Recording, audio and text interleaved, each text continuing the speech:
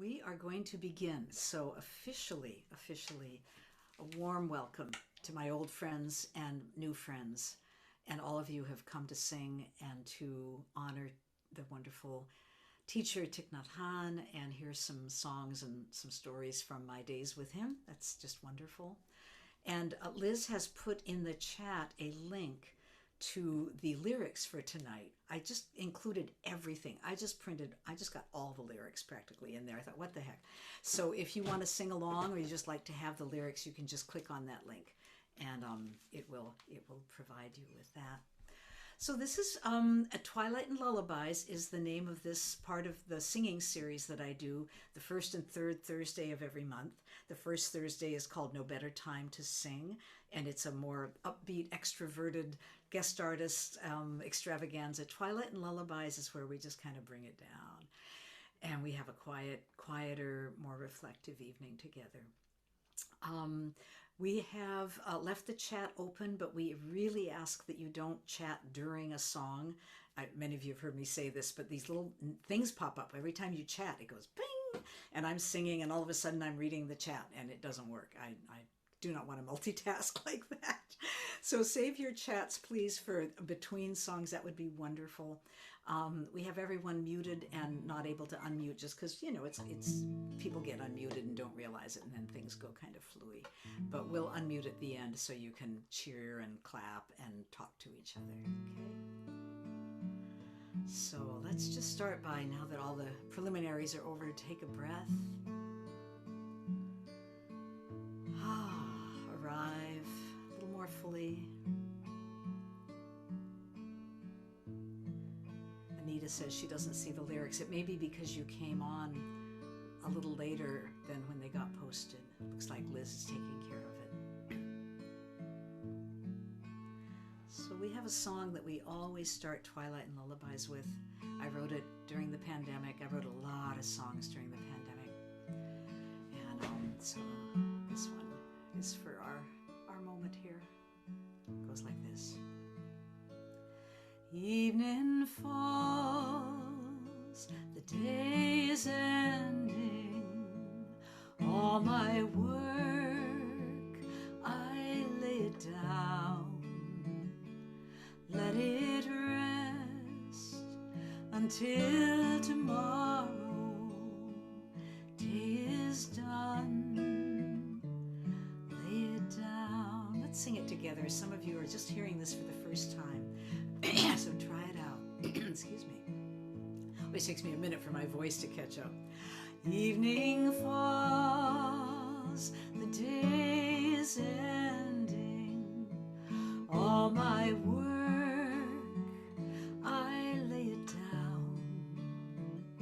Let it rest until tomorrow.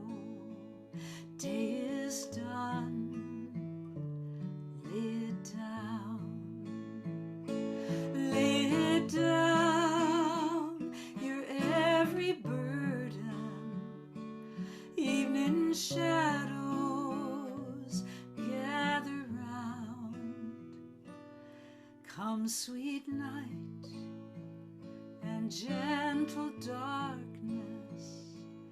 Evening falls.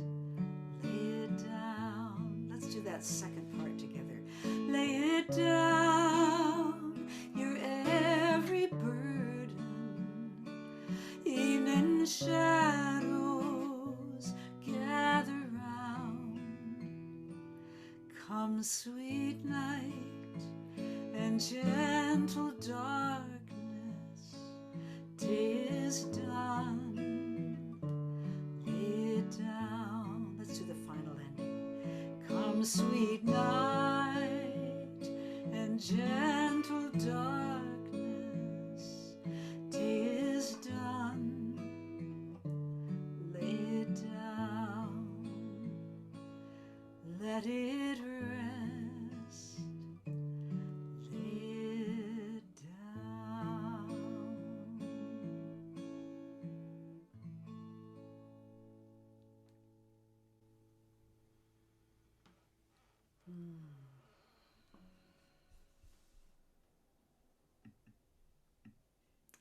When I was growing up, my family was churchgoers. My dad was a minister, so we kind of had to be there. And in the summers, sometimes we would go to these church camps with lots of other families.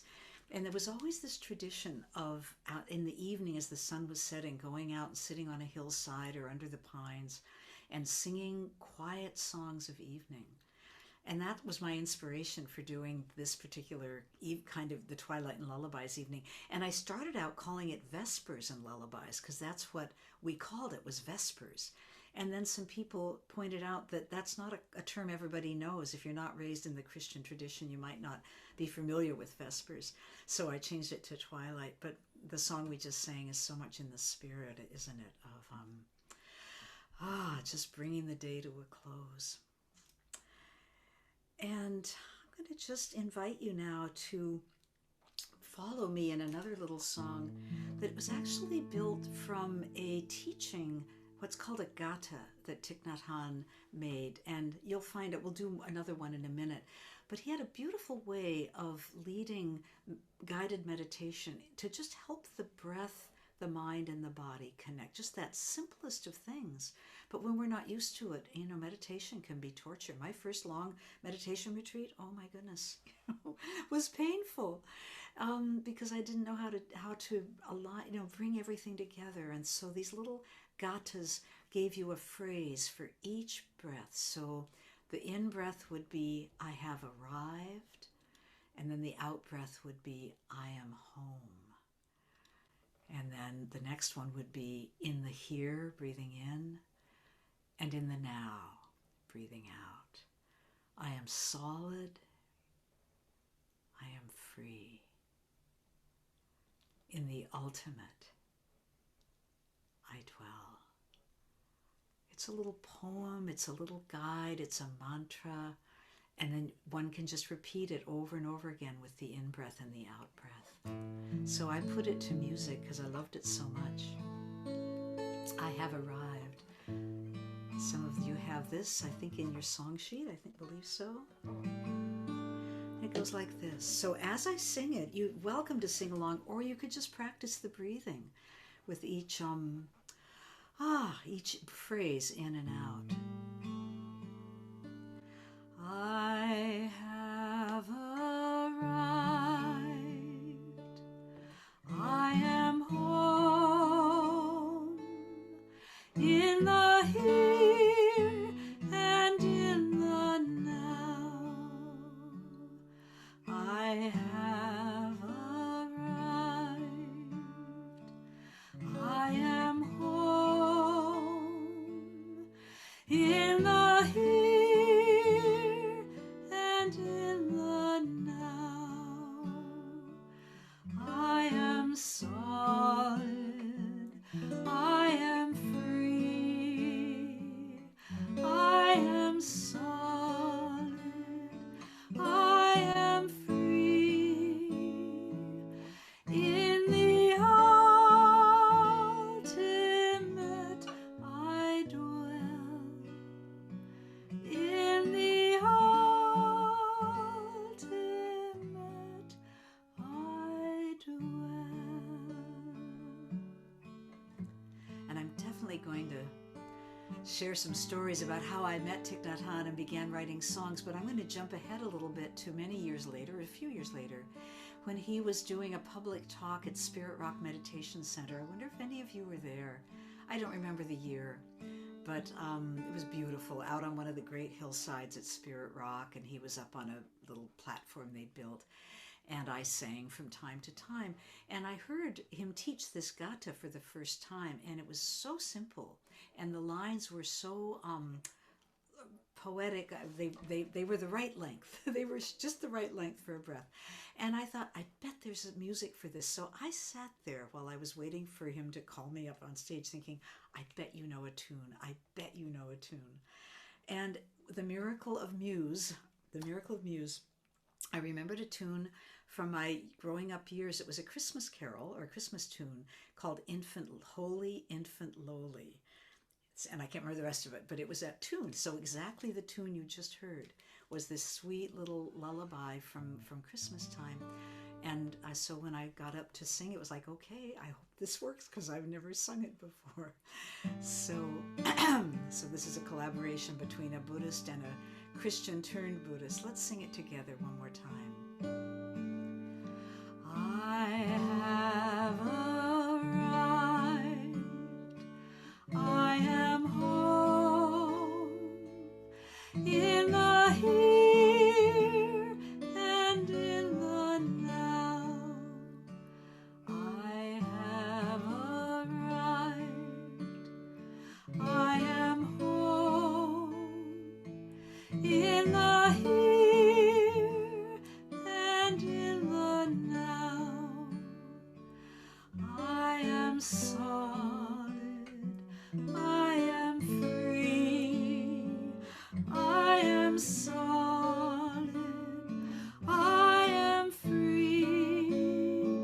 In the ultimate I dwell. In the ultimate I dwell.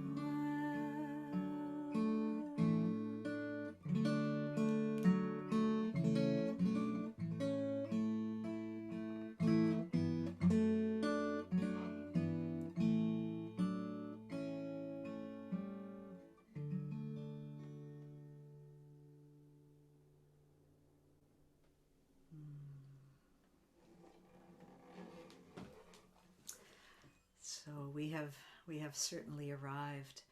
And as always, we're going to take a few moments to light our candles.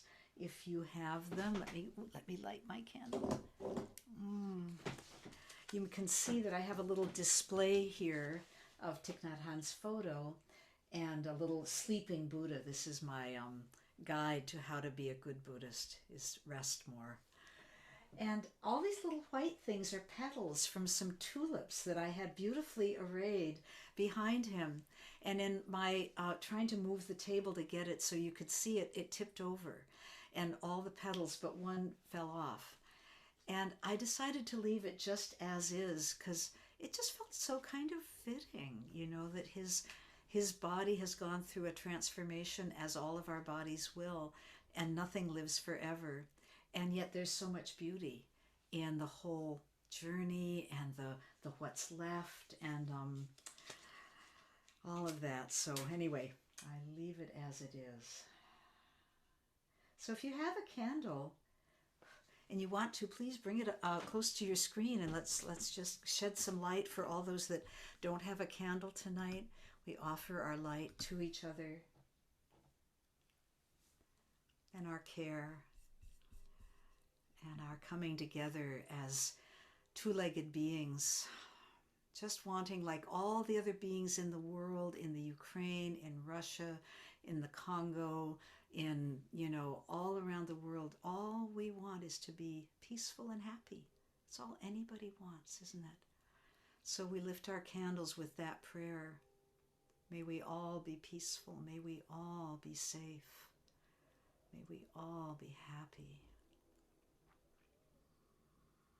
And I'm so grateful to this teacher, this beautiful man who so simply brought these teachings to the West and brought the simple practice of mindfulness. Simple but not easy all the time, but gave us the gift of the possibility of peace, the peace in our heart and the peace in the world. And I will talk more about him in a few moments and how he was a peacemaker on many levels. But at this moment, if you want to put your candle down where you can see it, we're just going to take a few moments to rest together in silence. So I'll guide things a little bit, but to come home and arrive in the here and in the now. Taking a few easy breaths to just notice that you are in fact breathing. Thay says, breathe and know that you are alive.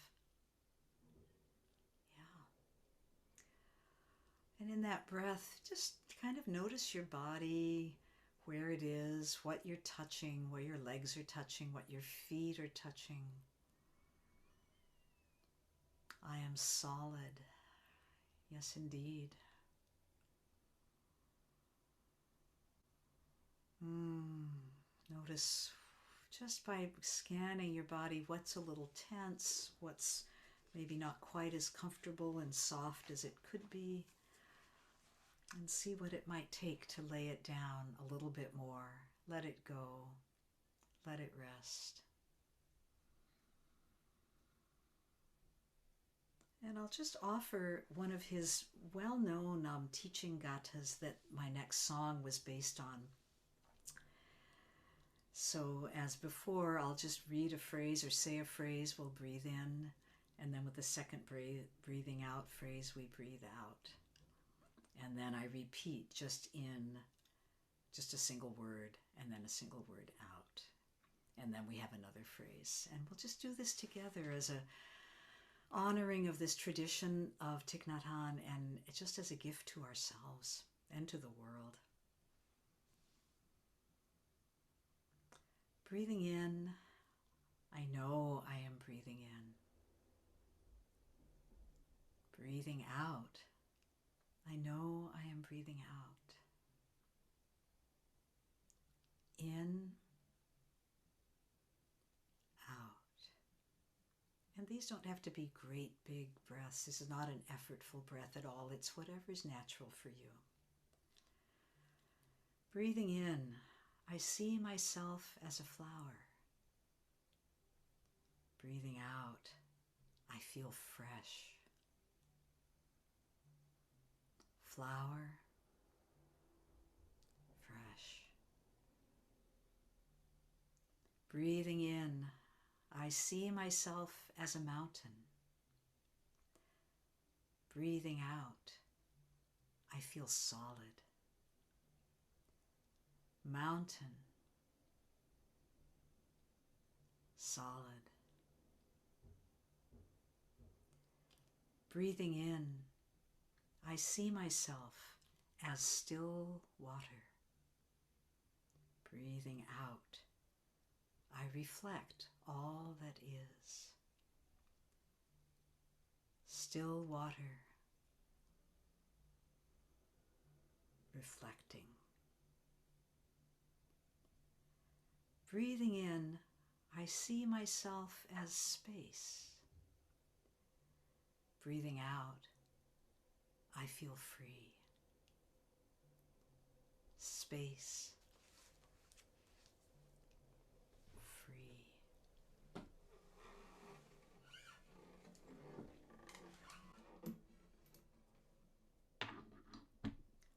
I first heard this gatha at a retreat for children and families. And I went off with the children for a singing session, and I said to them on a whim, why don't we write music to that beautiful gatha about breathing in, breathing out? And they were so happy and excited. So, words by Thich Nhat Hanh, music by a bunch of children practicing.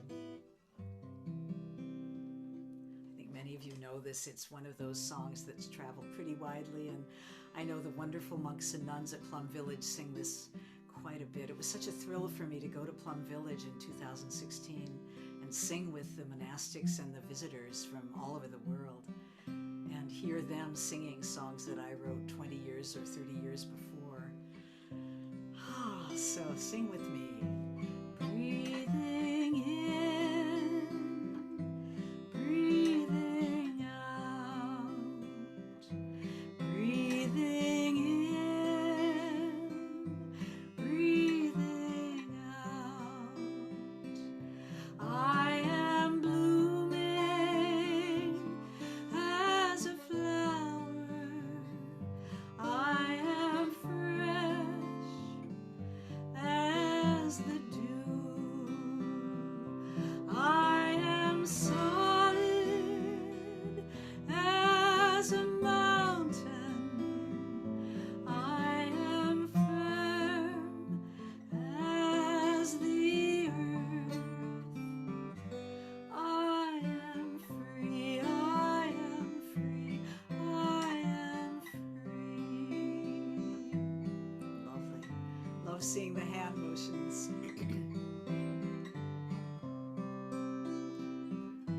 Breathing in, breathing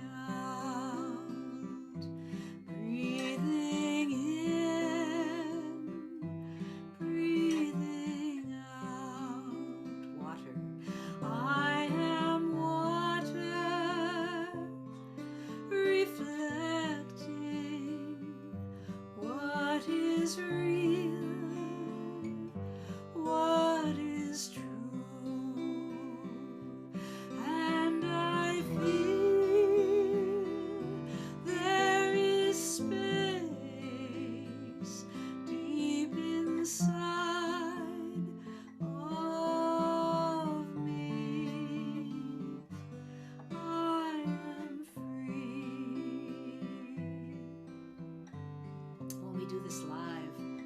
We do the I am free as if it was a ringing bell that echoed throughout. So I would sing, I am free, and I would hold it. And other people would echo, I am free, and hold it. And then another group would come in and sing, I am free. So even though we can't hear each other, I'd love to still do it that way. So I'll sing it and hold it, and you come in whenever you want in the way of an echo. Oh dear. So let's do the whole thing again. And Liz, maybe you want to post the lyrics one more time. The lyrics are going to be in the chat. Just click on the link. It'll open right up. I want to re-welcome all the people that are here for the first time. We've hit our capacity. I'm afraid this room only holds 100 people. I had no idea it was gonna bloom like this. May many flowers bloom. So we hope that no one is turned away, and I'm so glad you're all here. Singing together. Breathing in, breathing out, breathing in, breathing out, blooming. I am blooming as a flower. I am fresh as the dew. I am solid as a mountain.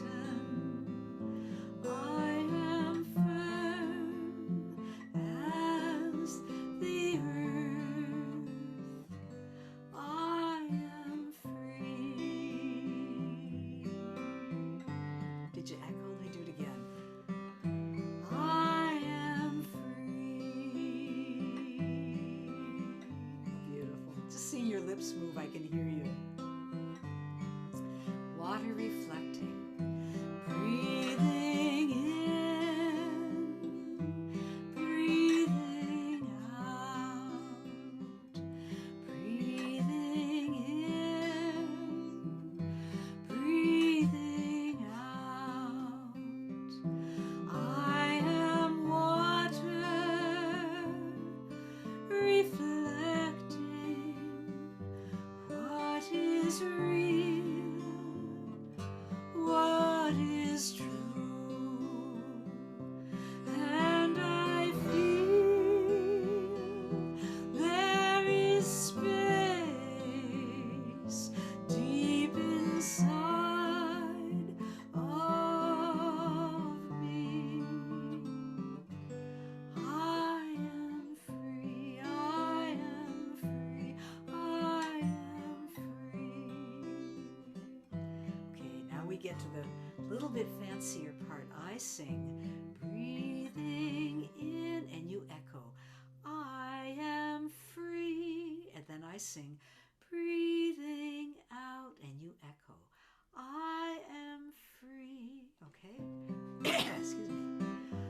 Breathing in, I am free. Breathing out, I am free. Breathing in, breathing out. Breathing in, I am free. Breathing out, I am free. Breathing in, I am free. Breathing out, I am free. I am free. I am free. I am free.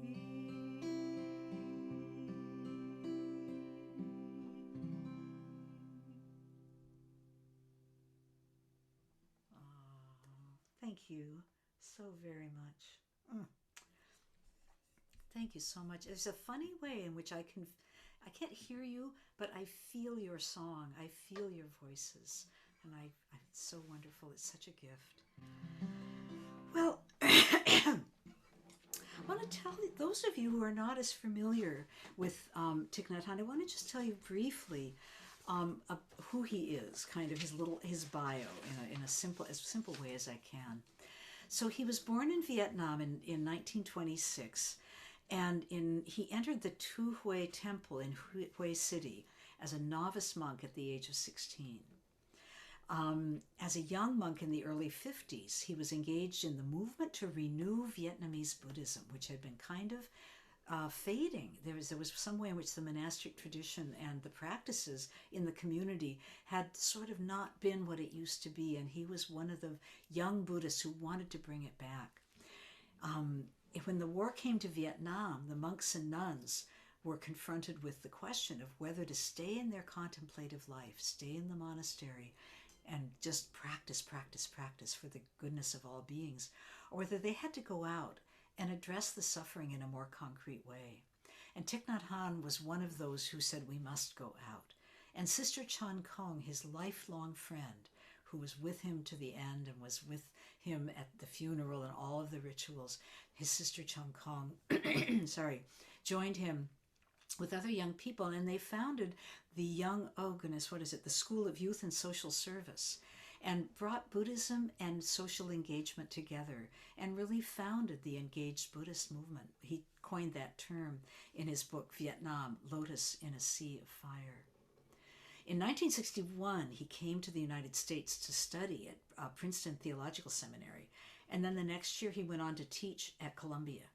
Meanwhile, in 1960s, the war was raging on, and his monk and nun friends were doing the hard work of going into villages that had been bombed, where people had been massacred, and helping people not only feel and be held in a mindful way with their wounds, but they built schools, they built clinics. When there was terrible gunfire in the city and everyone was hiding, when it was over and bodies were in the street, these young monks and nuns would run out into the street to save the bodies and bring them to the temple so that their families could find them. And there's a wonderful, wonderful book by Sister Chan Kong that is one of the most powerful books I have ever read of social engagement during war and love. And it's called Learning True Love. And I think Liz is going to at some point, she's going to put some links in the chat about books, so you can get it there. So during the Vietnam War, which we call the Vietnam War, the Vietnamese called the American War, he came to the United States specifically to meet with Martin Luther King and to ask him to speak out against the Vietnam War, which he had not done. And they met for quite a while.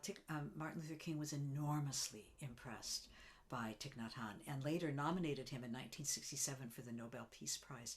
And it was around that time that Martin Luther King did start speaking out about the Vietnam War, which was the beginning of his loss of popularity in the United States. As long as he stuck to civil rights, people could deal with him. He was in a box. He was in a category they could deal with. When he started talking about war that challenged the corporate powers, when he started talking about poor people, which challenged capitalism, he was killed. So these two men had a lot in common. Martin Luther King said, "I feel like I have met a brother, a spiritual brother."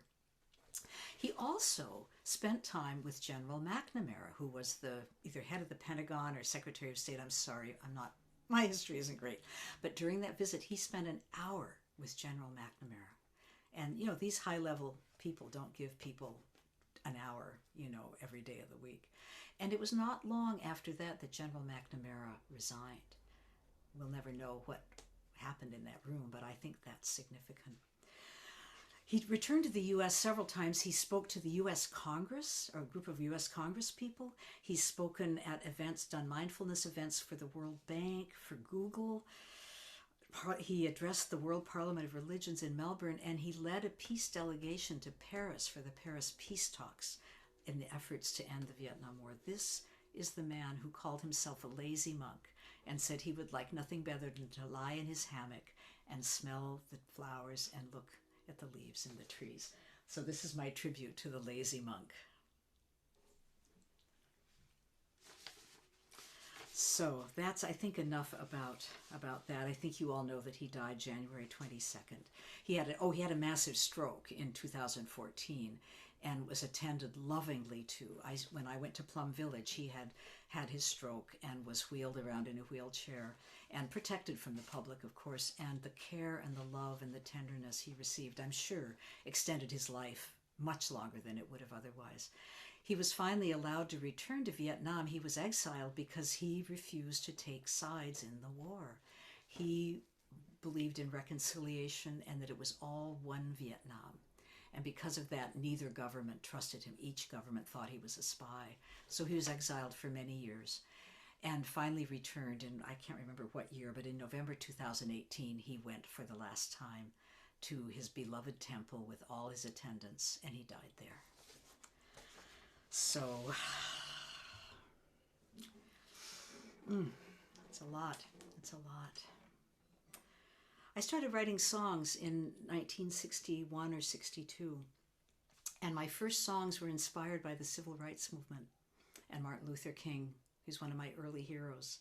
And it so moved my heart, and I didn't think of it till today when I was planning this program, that Thich Nhat Hanh influenced my life when I was 12 years old. I just didn't know it, because through Martin Luther King, it was transmitted to me. That's just so wonderful to me. But I actually met him in the flesh in 1987. I was 36 years old, and he was newly offering retreats in the United States. He hadn't done many. This was one of his first. It was an invitational retreat for artists. It's interesting that that's who he chose to meet with very early in his retreat work. And a lot of artists were invited. I wasn't, because I wasn't a Buddhist. I didn't know much about it. But a friend of mine was invited and said, "You have to be here." And she contacted the organizers, and they said, "Yeah, sure, no problem." So there I was, a newbie, little Buddhist, didn't know a sutta from a zafu, you know, and but so happy to be with all these artists and so eager to meet this great teacher who I had read The Miracle of Mindfulness, that I had done. So what was remarkable about this was, to me, was that one of the things he said to us artists is, you have a key role in bringing this peace, this mindfulness, this Dharma to the West, because artists have a way to the heart. They engage people at a whole other level. And I want you to create art that helps my work, helps this work of bringing the Dharma to the West. But he said, don't go writing pseudo Asian music. Don't try to sound like a Buddhist Asian. Write Western music. Paint Western pictures. Write Western plays for a Western audience. I thought, really? You mean I can be a Buddhist and just sound like me? You know, what a revelation. I went off in the woods, and this was at Ojai, California, and I just was playing around on my guitar, and we had been chanting, right? Now, you all know, if you know Buddhist chanting, you know it is musically rather dull, may I say. It consists of one note with an occasional rise, just to keep you awake. So there's the refuges. I take refuge in the Buddha.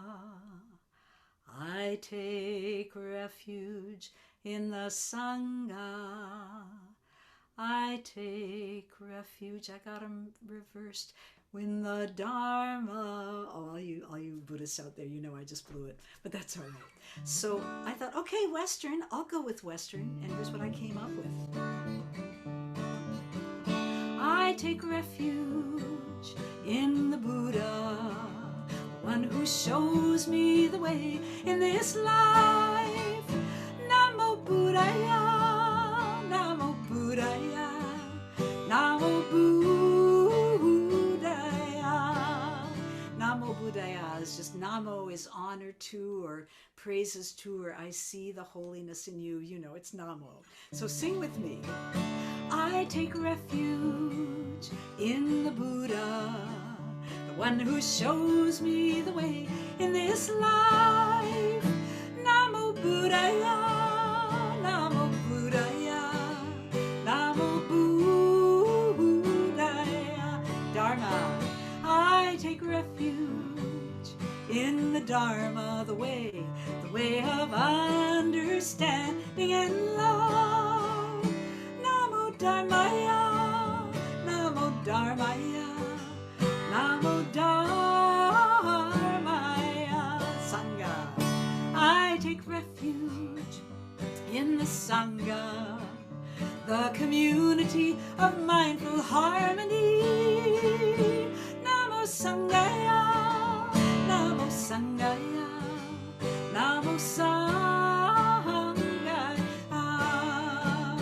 Namo Buddhaya, Namo Dharmaya, Namo Sangaya.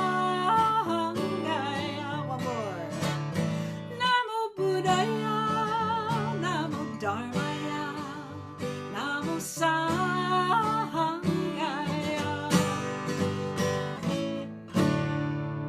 And then we'd always end it with Yeehaw Buddha!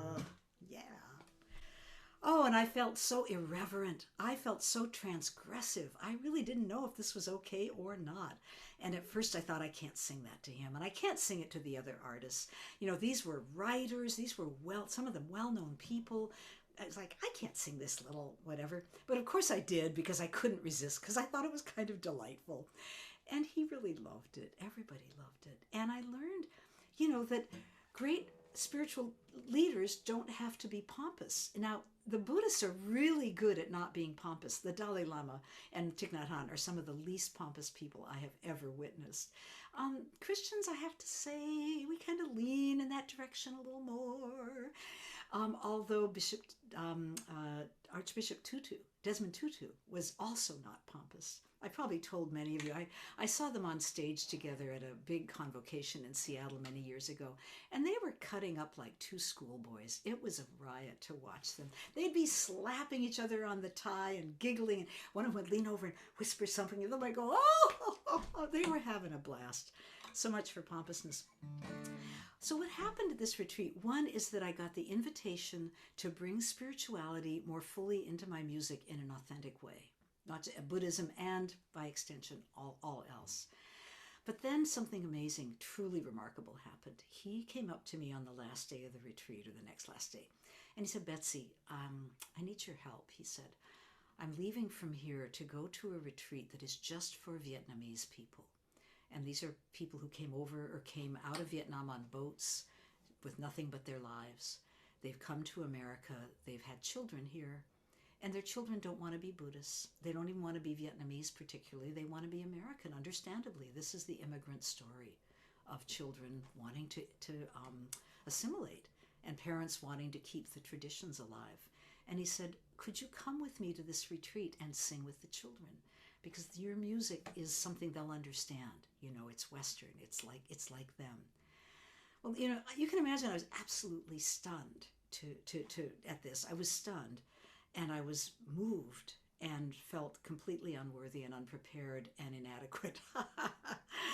And also joyful. And of course, I said, of course I will. And so I did. And I think it was really the day after. I think we just went from this artist retreat to the Vietnamese retreat. I don't remember much about it, to be honest, but I do remember being under these big spreading oak trees.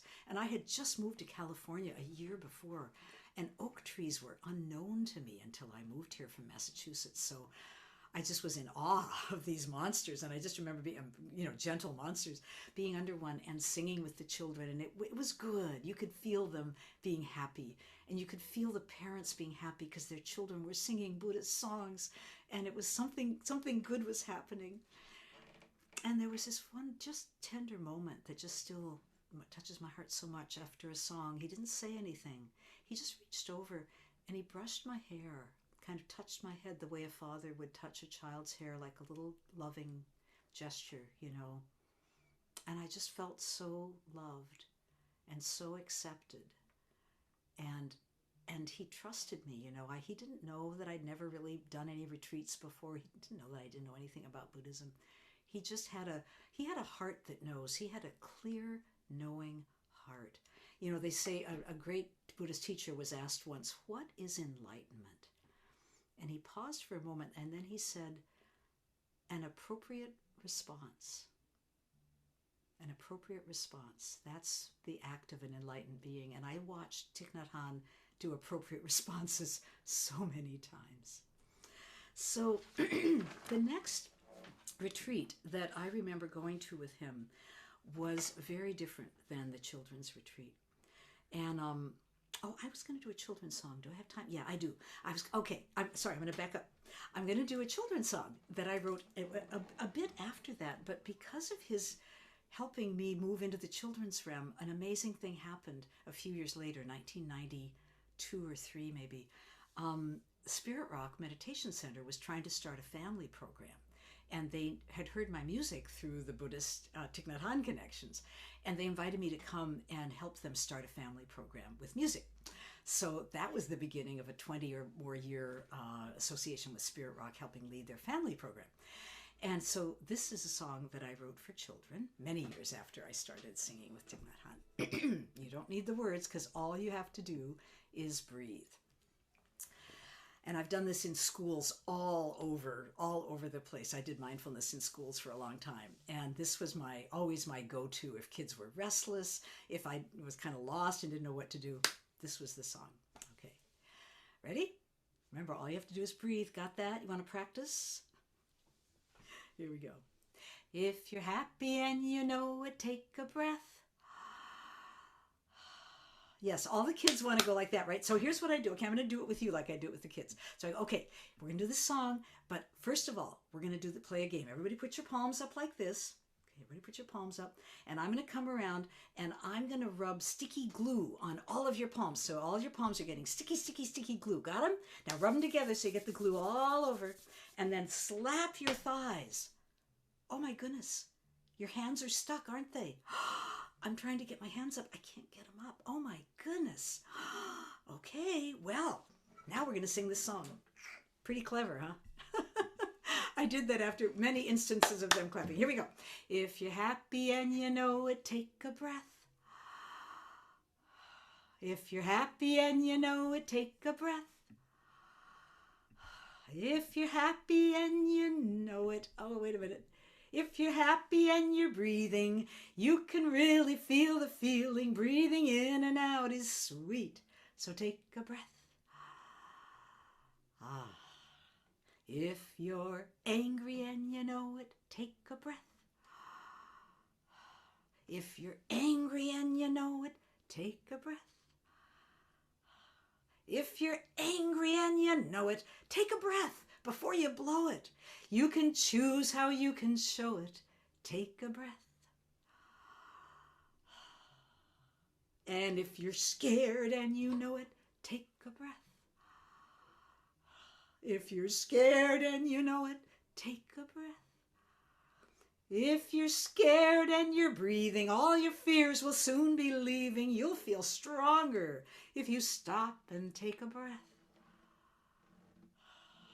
And if you're sad and you know it, take a breath. If you're sad and you know it, take a breath.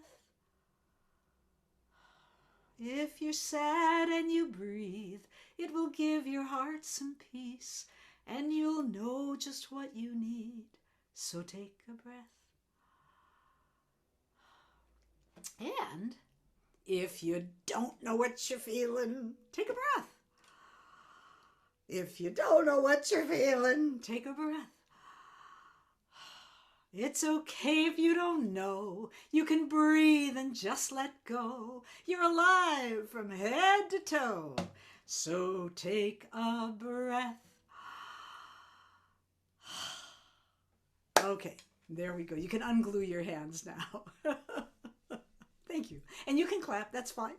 Thank you. Let me take a little drink here. Oh, man, it's so much fun for me to sing these songs. I haven't sung them in a while. The last retreat I want to touch on was perhaps the most powerful of all the retreats I went, and it was another invitational retreat. And it was to bring together Vietnamese refugees who had lived through the war, adult refugees, and veterans of the war from our country who had fought in the Vietnam War. So he was bringing together two enormously wounded groups of people who had suffered on the same land from different sides of the gun, different ends of the gun. And this courage that this teacher had, this man had, to bring together in the spirit, not even of reconciliation, certainly that would be an outcome, but it was really to practice together. He didn't have tea groups. He didn't have processes where they all talked together that I recall. I could be wrong, but I don't remember any of that. It was a meditation retreat. He had so much faith in the Dharma that he knew that by sitting and breathing together in peace, held by the container of Thay's amazing teachings, and he did some beautiful Dharma talks, that something would shift for everyone. There was a lot of tears at that retreat. And I was so lucky to be there because I didn't fit either category. But again, Thay invited me because he had so much respect and understanding for the power of art. He was an artist, you know, he was a poet, calligrapher, writer, and he really understood deeply that art was the bridge between languages, between cultures, between worlds. So there I was. And there was one night when it was a very emotional retreat. And again, Thay was leading this, not as a detached person who had no skin in the game, as we say, but as someone who had lived through this and seen his fellows, you know, killed. And oh my goodness, there's a passage I was going to read you real quick about this, where he talks about this. This is in Touching Peace, one of his many, many books. And, oh no, that's not it. Oh, where is it? Sorry, where is it? Being Peace. Oh. You know, I don't have it, and that's probably wise because it will take too much time. So I'll just tell you that we in the U.S., some of you probably on television when you were younger saw terrible, terrible video footage of a monk or a nun immolating themselves in front of a temple in Vietnam. And those were, many of them were his friends. And many more of his friends were murdered by the CIA or by the North Vietnamese or just in the casualties of war. So he came with his own grief to this retreat and held it beautifully. And I sang a bit here and there. So there was one night when it was time for the Dharma talk that he did every night, the teaching talk. And he sat in front of the group. There was about 40 of us maybe. And he sat quietly for quite a long time. And then he looked over at me and he said, "Betsy, I can't talk tonight. I can't teach. Would you please do the Dharma talk?" So, of course I said yes. I mean, that's what I learned from Thay, is always say yes. You know, when you're asked to do something you don't know how to do and aren't qualified for, just say yes. Because if someone believes in you and believes that you're the right person to do it, then you have to believe that that's true. And I believed him. And if he thought I was available as a channel for this, how arrogant of me to say, oh no, I'm too small. That's arrogant. So anyway, I don't remember. I sang. I didn't talk much. I just sang. But I sang this song that I know many of you know, that was inspired by one of his poems, one of his beautiful, beautiful poems, and it's quite a short poem that I fleshed out. It's first printed in this beautiful little book that's came out in like 86, I think, 76, so even before, well before I met him. And it was during the war, and it was after he had seen a lot of the suffering we just talked about. And he had also heard a general or somebody, you know, leading troops having destroyed a Vietnamese village. And he said, we had to destroy the village to save the village. Like, they're better off dead than being with the Viet Cong, was that message. We had to destroy the village to save the village. And when Thay heard about this, I think he was in America at the time, he wrote this poem called For Warmth. I hold my face between my hands. No, I am not crying. I hold my face between my hands to keep my loneliness warm. Two hands protecting, two hands nourishing, two hands to prevent my soul from leaving me in anger.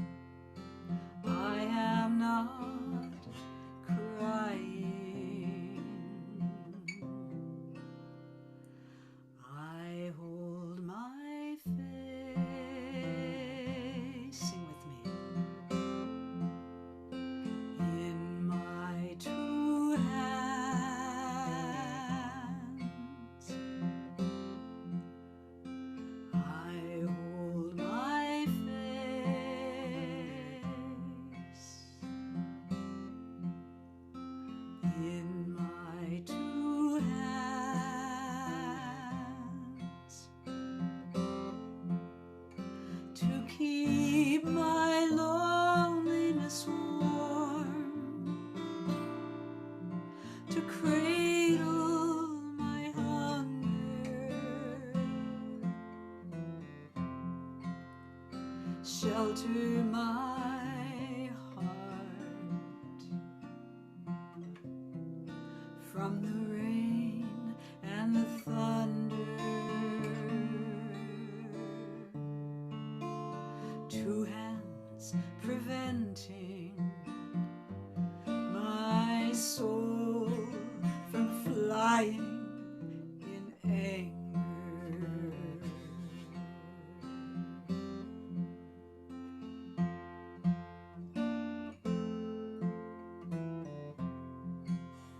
Sing with me. I hold my face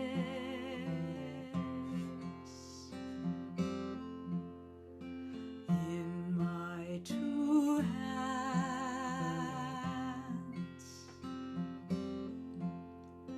I hold my face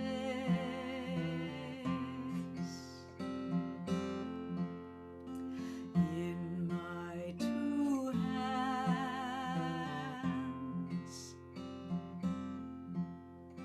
holding the wings that batter the bars of their cages, shelter the flame from the windstorm that rages, warming the place where tomorrow may blossom compassion.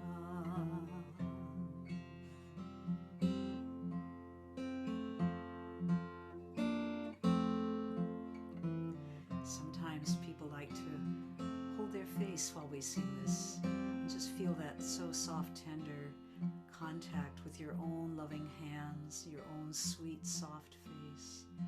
And just feel yourself holding your own tenderness, your own sorrow, your own losses, whatever it is, whatever's in there. Just holding it, rocking it, cradling it. Thay taught me that there was no sorrow that could not be held just by mindful, loving attention and not letting the soul fly out in drama, hysteria, anger, hatred, whatever, but also not shutting it down, not just numbing it out. He taught us all a practice that allowed us to breathe through and do what Joanna Macy calls composting our sorrow by holding it in our heart and breathing through it.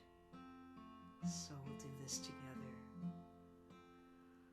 I hold my face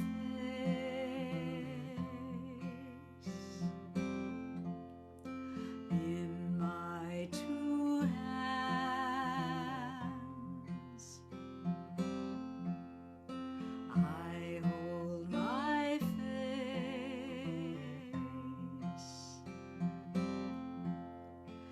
in my two hands.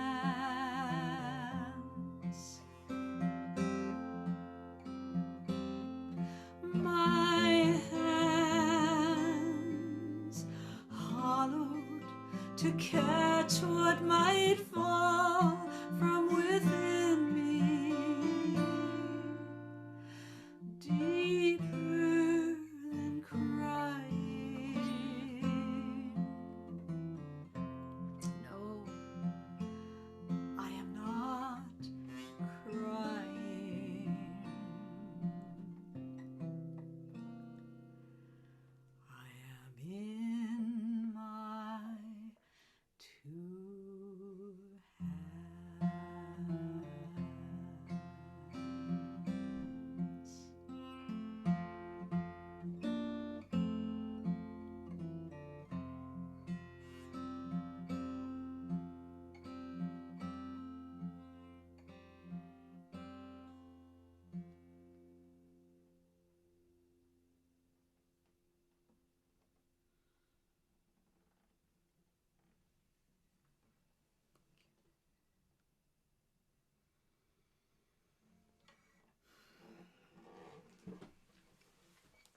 I am so glad that I met and learned from Thich Nhat Hanh before I had a child. I waited a long time to have that child, and I gave birth when I was 41 years old. I met Thay when I was about 38, and it helped me so much to have this practice of cradling what can't be fixed, what can't be undone, what can't be mended, and boy, it's really helped me as a parent. So I thought, in honor of all the children that he invited me to sing with, and all the chances I had to sing with children, I'd sing you one more song. It's not really a children's song, but it's about children, and it's about parenting. But it's just really about loving someone and not being able to fix their pain. There's nothing harder in my humble opinion. So this is called Hard to Be Six. Sometimes it's hard to be six. There's things even mommies can't fix. That scrape on your knee, it just stings for so long. The backpack you left on the bus, well, it's gone. And some days the sour overpowers the sweet in the mix. And there's things even mommies can't fix, and it's hard to be six. Sometimes it's hard to be six. There's things even mommies can't fix. The goldfish all died and we still don't know why. That baby bird fell before it learned to fly. And your best friend is moving away, well, of all dirty tricks. And there's things even mommies can't fix, and it's hard to be six. Sometimes it's hard to be six. There's things even mommies can't fix, like troubles between the grown-ups at home. They try to act normal, but you know something's wrong. And you wonder what's broken, who broke it, and can it be fixed? Is this house made of straw or of bricks? Means a lot when you're six. And sometimes it's hard to be mom, and to see all the things that go wrong. And all of her power and love can't prevent the random misfortunes, the broken, the bent. And even a mom sometimes wonders if God's playing tricks. 'Cause what good is a mom who can't fix the whole world when you're six? And sometimes it's hard to be us, just stumbling around in the dust. Not much to hang on to and nowhere to go that looks any better as far as we know. And it's hard to just keep getting up every time that you fall. And we all need a lap to crawl into when we hit the wall. So maybe what can't be fixed can be cradled by the mother of all.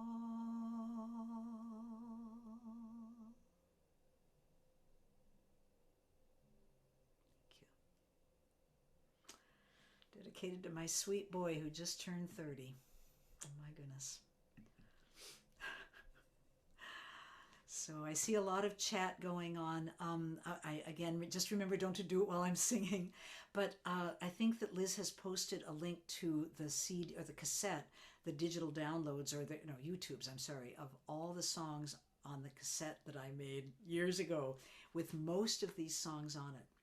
Hard to Be Six is on a different one. A couple of these are not on. I'll think about how to get these to you. I'll put my thinking cap on when I can, and I'll figure out how to let you know how you can get them. Okay, so we are moving right along here. We may go just a little over tonight, friends, and just, I understand if you have to leave. There's just one more song here that I'd love to do with you. It's another one of those Christian Buddhist hybrids. And it's derived from two teachings, two teachers, two wonderful teachers. One is Thich Nhat Hanh, and the other is Matthew Fox. Some of you may know of Matthew Fox. He was a Dominican priest, quite a rebel, quite a renegade, as was Thich Nhat Hanh. Not in obvious ways, but he was very unorthodox. The fact that he was getting artists to sing, "I take refuge in the Buddha," and then carting her around the world to sing it with him, that's not something that happens every day of the week. And a lot of other things where he was really extraordinary. And Matthew Fox was extraordinary. He started a institute of graduate studies in creation-centered spirituality. And he was about lifting up the creation-centered, non-dualistic traditions, mystical traditions within Christianity. And that the earth, instead of having dominion, that the sacred earth was partnership with us. He was very radical in those days. This was 30 years ago, maybe more.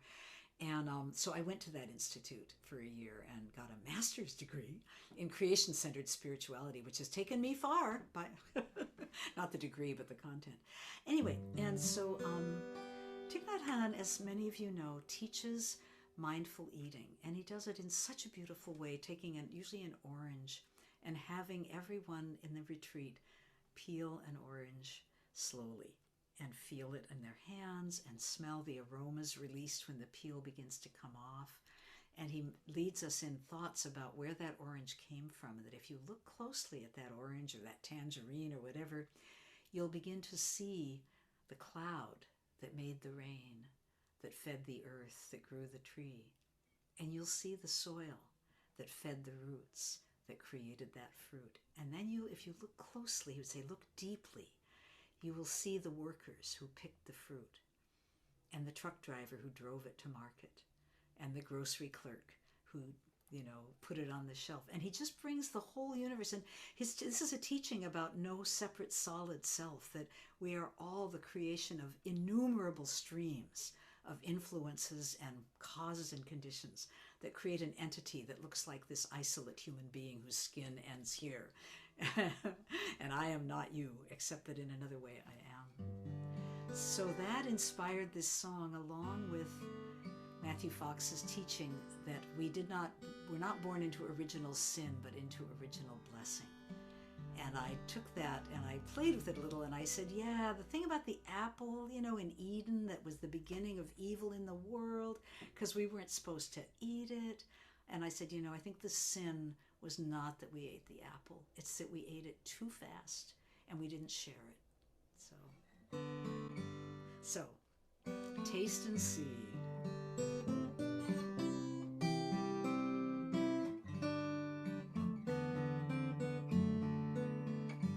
Oh, taste and see, how good is the fruit that falls from the tree. Oh, taste and see, how good is the fruit of the garden.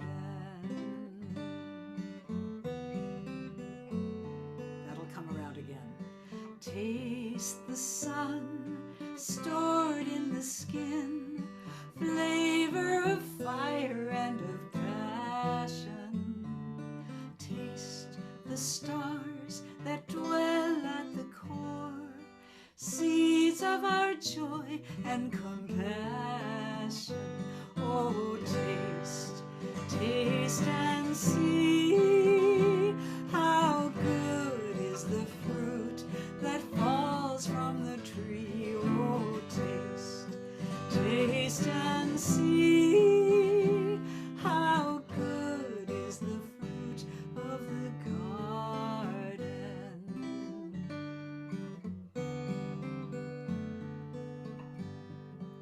Taste the rain soaked in the flesh, it lingers so sweet on the tongue.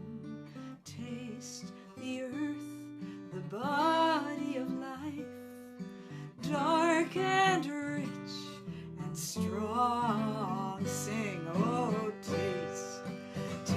Taste and see how good is the fruit that falls from the tree. Oh, taste and see how good is the fruit of the garden. How good is the fruit of the garden.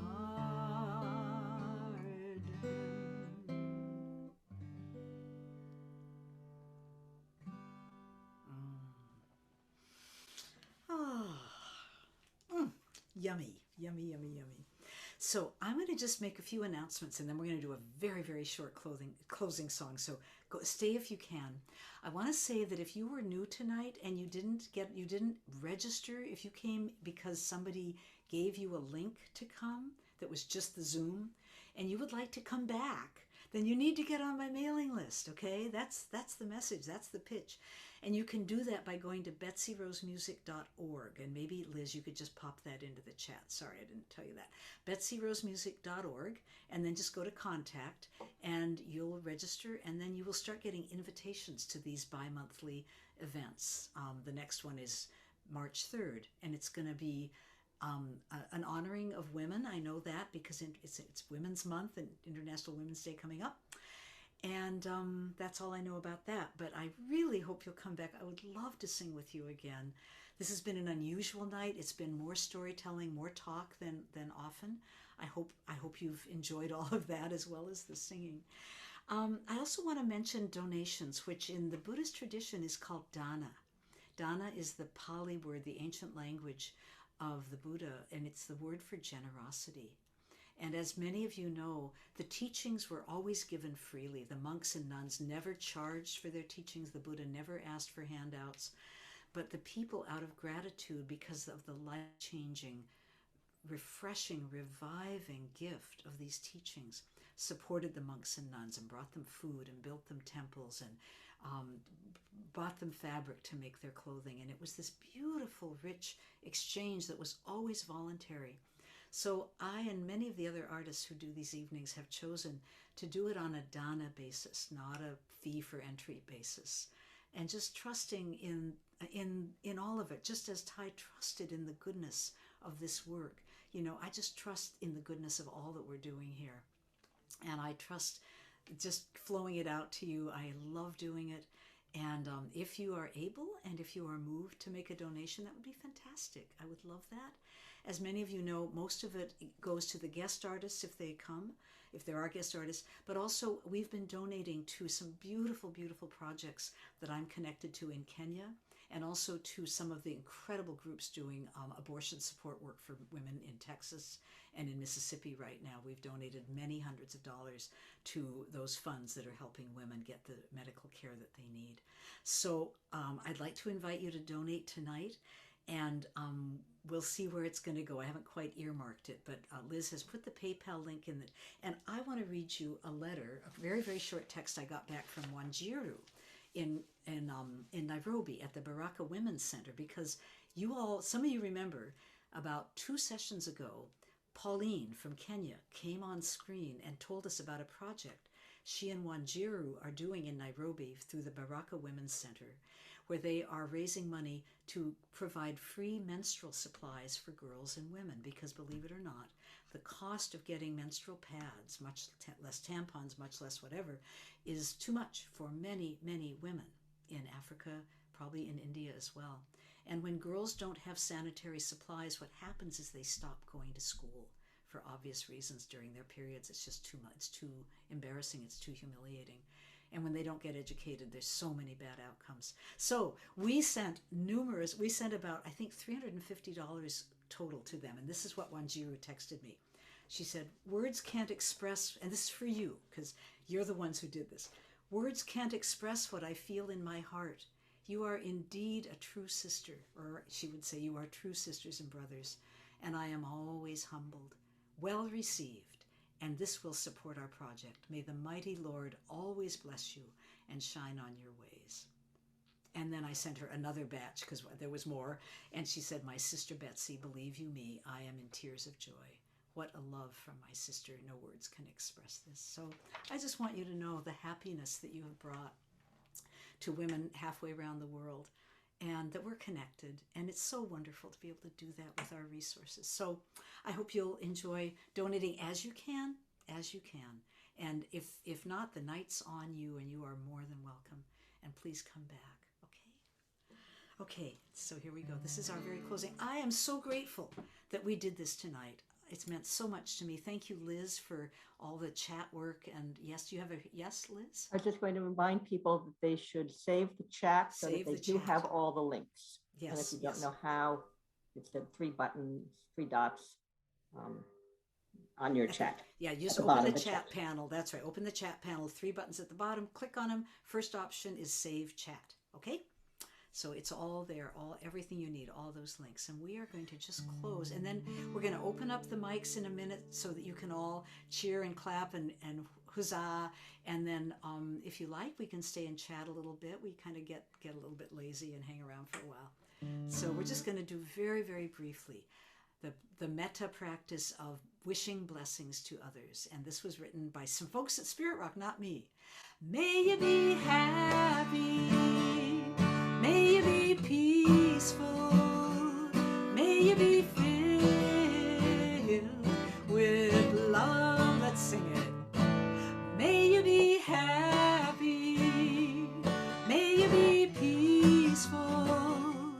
May you be filled with love. One more time. May I be happy. You deserve it. May I be peaceful. May I be filled with love. May we be happy. May we be peaceful. May we be filled with love. Last time, may we be happy.